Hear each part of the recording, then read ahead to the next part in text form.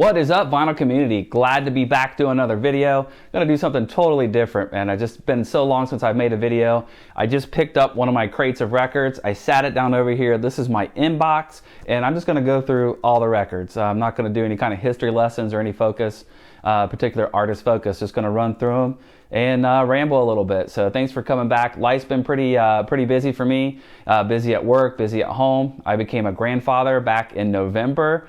So my daughter, 20-year-old daughter, had a baby. So our hands have just been full. So it's just been a lot of fun. Different perspective on life, becoming a granddad. But watching your videos when I can, and just wanted to get the camera set up and get going. Got a quiet moment in the house right now. First, wanted to start out by saying, continue to visit your local record stores if they're open. My local record store, Elizabeth Records, I like to pop in there just to say hi and see what's going on. Happened to be getting ready to leave, didn't find anything I wanted. Saw a yellow bag laying on a crate, and I flipped it over and was just shocked. Just shocked. This is an original bag, a store shopping bag for the Buzzard's Nest, which is a vintage, it wasn't vintage then, it was a record store. They sold records, tapes, and CDs up until about 1989 or 1990 or so before they closed. They couldn't compete with the other larger stores like Camelot Music. We had a Media Play go in, and then we also had Coconuts, and then of course there was a couple places in the mall like Sam Goody, and then where I worked at the music zone. But Buzzard's Nest Records, so cool to actually have this. I have one other record in my collection that has a price tag sticker on there. So I know some of you will appreciate that. Really cool to come across this. And of course the owner, he just gave it to me free, so I went back and grabbed a couple records to buy. Just glad to turn that up, totally random. If you've been watching HiOctane Revival, if you've been watching that, you're going to see a lot of garage rock. So I've been on a little bit of a garage beat, punk, early punk kick, and then maybe even some revival stuff as well. So stuff like the Trogs, I've been playing a lot of that, or like this Too Much Monkey Business, this compilation of New Zealand beat bands, punk, garage rock bands from the late 60s. Just really digging that sound right now. And came across a collection. I'll talk about the shirt here in a minute, but came across a collection of 45s that was given to me from my realtor agent that helped me buy and sell a home last year, and gave me a box of records because obviously we made the connection. I'm blah blah blah, records, this and that, and then he saw my music room and everything, so he's keeping an eye out for me as far as equipment and 45s go. Gave me a box of 45s. And I just had a blast, and I found all of these pretty much garage rock beat, early or late 60s, and a lot of them were original, and just had a lot of fun playing them. For example, Electric Prunes had Too Much to Dream Last Night. This one was really cool. This is like Team label. This is Shadows of Night. Of course, Gloria probably on one side there. But just having a blast listening to these 45s, so really connecting with Garner and the HiOctane Revival right now. So check out his channel if you want to do a little bit of get a little bit of education on the garage rock, post-punk, and all things snotty and gnarly and gritty, fuzzed out. And just the more fuzzed out it is, the better for me. Paul Revere and the Raiders on Kicks on the Columbia label. So had a lot of fun going through these. I don't even know what this is. The Slop, the Olympics. So the Olympics doing the Slop, backed with Big Boy Pete. So Randy and Hogs Ear Report, you guys know all about that stuff. Been having fun listening to that. Got a reissue of Sean Bonniwell's Bonniwell Music Machine from the Music Machine. Electric Prunes, great garage rock band from California, maybe that California fuzzed out garage sound. With I had Too Much to Dream Last Night. I got the LP after I got that 45. A lot of compilations out there like Pebbles, or this one here, Monsters of the Midwest. Just gritty, garagey, great examples and really documents of history. And when I'm in the mood, you throw some of that on, it just gives you this whole vibe that I really enjoy. You can almost smell like the grease from the garage and the carbon dioxide fumes coming off the hot rods or whatnot. These Caesars of Thrash, the late 80s throwback band. You play this record, you wouldn't even know it had a late 80s they were from the late 80s. It sounds straight up 1966 garage. Raging Teens, this one's a little bit more mild-mannered. Anytime you get into this, you're going to get more rockabilly. Some things lean towards more rock and roll or rockabilly. Some stuff's more garage. Sometimes it's psychedelic. Sometimes it's all just mixed up. This is pretty cool. Compilation, Australian. So the Australian late 60s had a huge scene in the garage rock explosion. So reading about that in Garner's fanzine. I don't remember. These guys look like pretty well behaved, but when you drop the needle, they're not as well behaved. Another Australian garage rock band, The Missing Links. Really cool album. Kind of peters off, I think, towards the end, but some really strong tracks on there. Just a lot of fun to listen to. Link Ray, of course, with the rumble, early fuzzed out sound. This album is very easily digestible, but got to give props to Link Ray and his pioneering distortion sound. Morricone. I think many of us have a special place in our hearts for spaghetti westerns and whatnot. So this is At the Movies compilation album of a lot of Morricone's more famous compositions, composing soundtracks. Randy Holden, Population 2. Good news for those that are trying to hunt down reissues of this without paying a whole lot. Heavy Psych Sounds has one that's out affordable right now. This does sound better than the 2005 release. To me, it's not perfect. There's some distortion and some things on it, but to me it had a more pronounced sound. It's more enjoyable listen overall. And unless you have the original, I think this or the CD that came out in 2007 is probably going to be your best bet. But really great 70s hard and heavy. Great story behind that if you read Randy, or you go check out Dylan at Noble Records. He had an interview with Randy Holden I thought was excellent.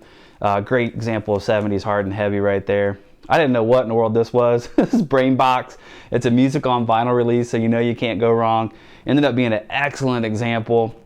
And I know some more of you psychedelic folks like Dots and Loops might appreciate this more and know all about this, but progressive psychedelic rock, great listen.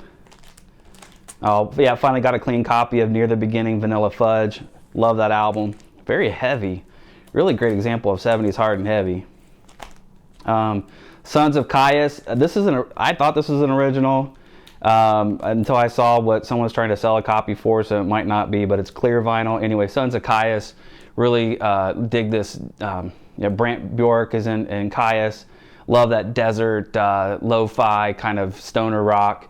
And this is a great example of that. I'm going to look this back up again and see if it indeed is original or a bootleg. Not sure. Okay, got a couple Vicious Rumors albums here. Vicious Rumors, heavy metal, Digital Dictator. I think this one came before that, Soldiers of the Night. And this is the one I was really after, Welcome to the Ball. I believe they might have had a video on Headbangers Ball, I don't remember, but really good heavy metal from Vicious Rumors. Hard to find this one. Pretty cool Grail in addition. Another Grail for me, Awaken the Guardian, Fate's Warning, prog metal, pioneers of that prog metal, I guess, there with Queensryche, but a little bit more edgy, a lot more edge than Queensryche, I feel, especially with this album and their ones before that. All right, little change of direction, guys. The Mission. So Sisters of Mercy, a couple of guys from that band started the Mission. Goth rock. So my brother that lives in Denver, Colorado, and I, growing up, he was more. I have two older brothers, and of course, older brothers are very influential on what you listen to, and then you kind of find your own niche as well.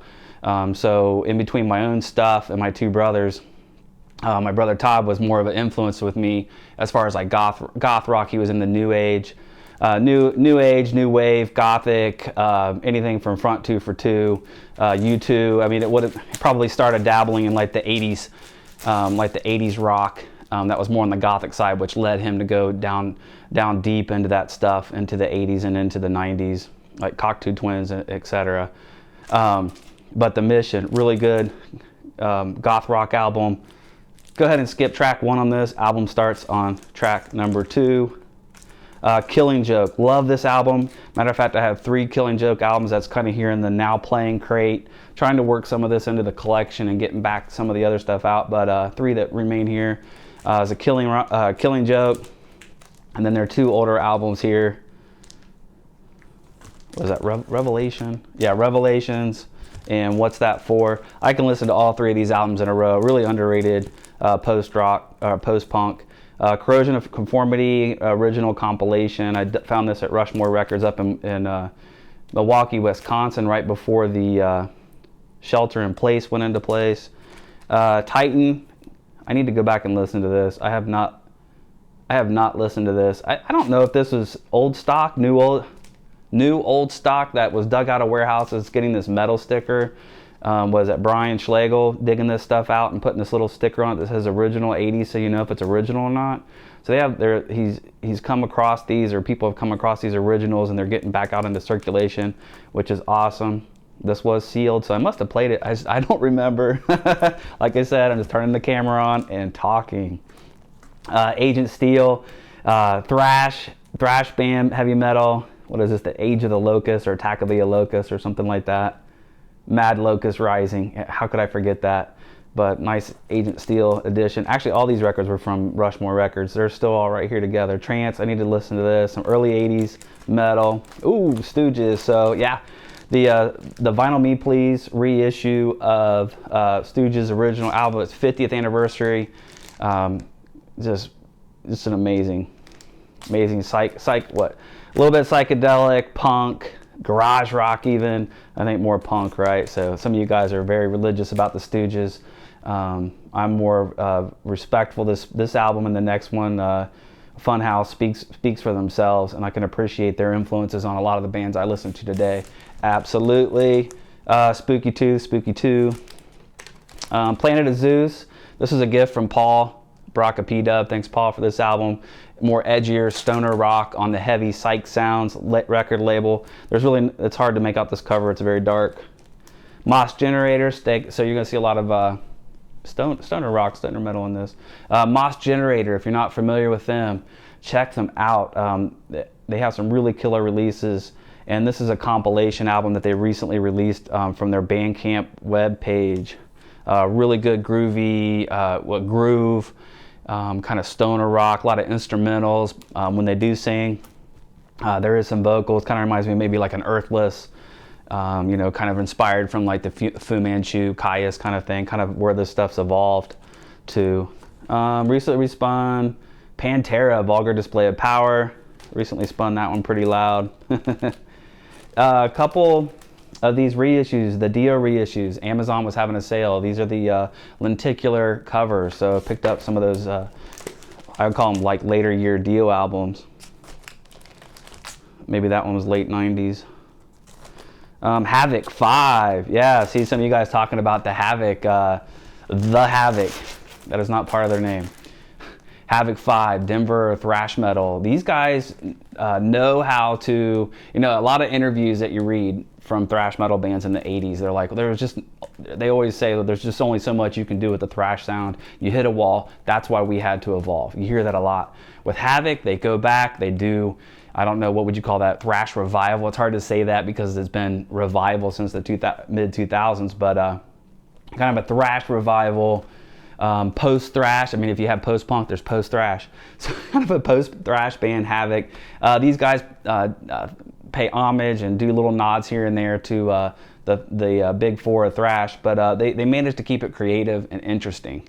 Vocals a little bit on the harsh side, maybe like an Overkill.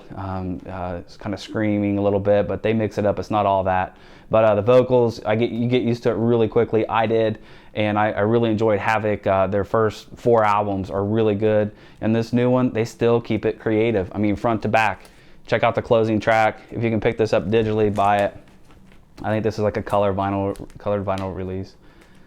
Speaking of thrash, Prong, music on vinyl release, Beg to Differ. Absolute thrash album, a lot of fun to listen to, and glad that Music on Vinyl did the reissue of this. Hard to find 90s. I only had this on tape before. Oh, you guys might appreciate this. Some of the showing some early metal here with Titan and some of the other ones. Got Dokken under lock and key. I picked up a sealed copy, very affordable.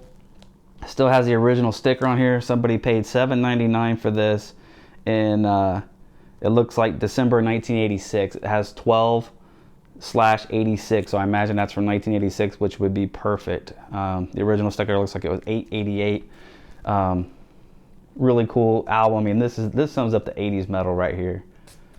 Tyrant. All right, so Tyrant, Aaron Metal Theologian, who actually bought me this shirt. So the shirt that you're seeing, I've never been to Mobile Records, but Mobile Records, but Aaron went all the way down and picked me up this t-shirt, because you guys know I'm always usually rocking a music store t-shirt. And then he also modified it a little bit here. If you notice, it says the world's finest vinyls. So this episode is brought to you by Aaron Metal Theologian. Appreciate the t-shirt. He also sent me another one. Maybe you guys will see it in the future video. But Tyrant, new wave British heavy metal, Hold Back the Lightning. This is a 2019 reissue on No Remorse. Very easily obtainable. Highly recommended. Some good listening right here, isn't it? Holy Terror, Mind Wars. Underrated thrash album. So underrated, I hadn't heard of it, not until last year, but I highly recommend this and their other album.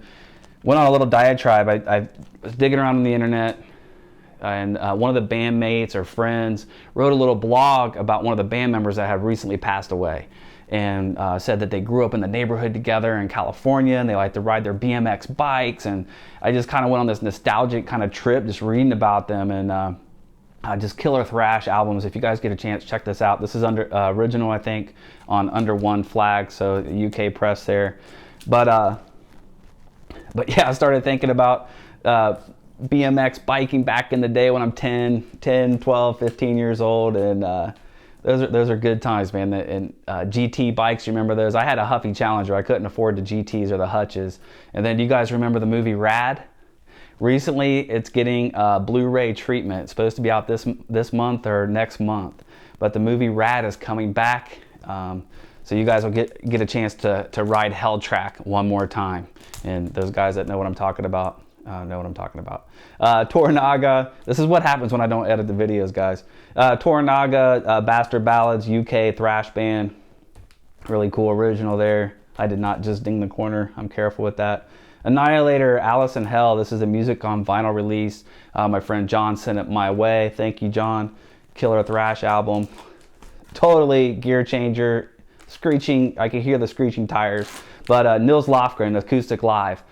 This is a quality pressings, Quality Records pressing. It's actually their very first one. This thing sounds phenomenal, especially in this room. It's a very bright kind of ambient room. And this is an incredible album. From Little on Up. Love that song.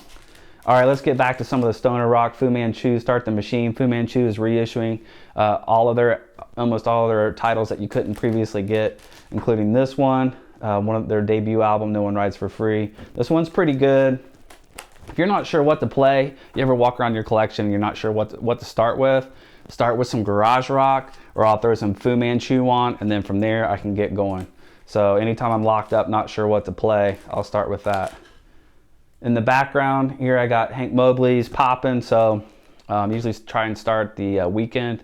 If I have a quiet Saturday or a quiet Sunday morning, start out the weekend with a little bit of Tone Poet, a little bit of jazz with some of the Tone Poet releases. Kiss, Creatures of the Night. One of the 2014 reissues, sounds phenomenal. These two, Chill Hop, these are my daughter's records. Chill Hop.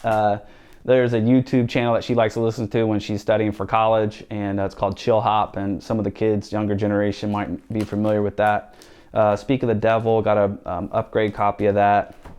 Slaughter, it's another one that Aaron recommended I get. The band Slaughter, Canadian early death metal, thrash band, maybe heavy metal, death metal, Strapato. High Roller reissue, killer stuff, man. Highly recommended. Color and Noise, Amphetamine record, Reptile Records. You know, in the 90s, they were putting out a lot of noise for us in the 90s. It kind of an interesting time in music, but this features bands like Helmet and Unsung, or Unsane, not Unsung, that would be the Helmet song. But band Unsane, just killer stuff on the Amphetamine Records, Reptile Records. Earthless, keep going back to this one from 2018, really good stoner rock. Earthless used to do all instrumentals, long, big, long, drawn-out psychedelic jams. And then this album, they delivered more of a rock sound, stoner rock sound with vocals. Really good album. A couple Trouble records in here, some more Trouble records. 1990. This is a promotional copy. At least it's a promotional stamp. I don't think it's a white label. Yep, not doing it. Not doing it. We're staying on track. Not pulling them out. Self-titled album from Trouble. Killer example of stoner metal. Just killer album. Great band. Different singer now. It's too bad. Emperor of the Sun. Yeah, is that what this is? No, that's not this one. It's another Mastodon one. It's not Emperor of the Sun. My daughter's got this for me as a gift. So sometimes having a picture disc is pretty cool sometimes. Does have a little bit of noise to it. What else we got? Prong, No Absolutes. About 5 years old, I think, or so. It's good to have some more prong. What do we got here? What are you doing in there? So Johnny Jenkins, Tun Tun Mashoot.